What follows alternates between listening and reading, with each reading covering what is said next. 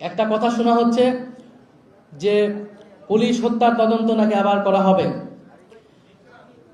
জুলাই গণ অভ্যুত্থানের সময় সেই যে যুদ্ধ পরিস্থিতি, যদি বিচার নিশ্চিত করতে হয়, অবশ্যই আগে যারা জুলাই গণ অভ্যুত্থানে জুলাই যোদ্ধা যারা আহত হয়েছে, শহীদ হয়েছে, তাদের বিচার আগে নিশ্চিত করতে হবে। পুলিশ বাহিনীকে আমরা, সমগ্র পুলিশ বাহিনী কিন্তু দায়ী ছিল এই অপরাধের জন্য, এই গণহত্যা সংঘটিত করার জন্য। কিন্তু আমরা সমগ্র পুলিশ বাহিনীকে কাঠগড়ায় দাঁড় করিয়ে নেই।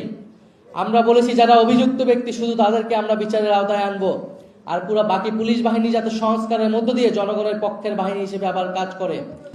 ফলে এই মীমাংসিত বিষয় নিয়ে যদি আবার বিতর্ক তৈরি করা হয়, তাহলে জনগণ বাধ্য হবে রাজপথে নাম। যদি বিচার নিশ্চিত করতে হয়, অবশ্যই আগে যারা জুলাই গণ অভ্যুত্থানে জুলাই যোদ্ধা যারা আহত হয়েছে, শহীদ হয়েছে, তাদের বিচার আগে নিশ্চিত করতে হবে।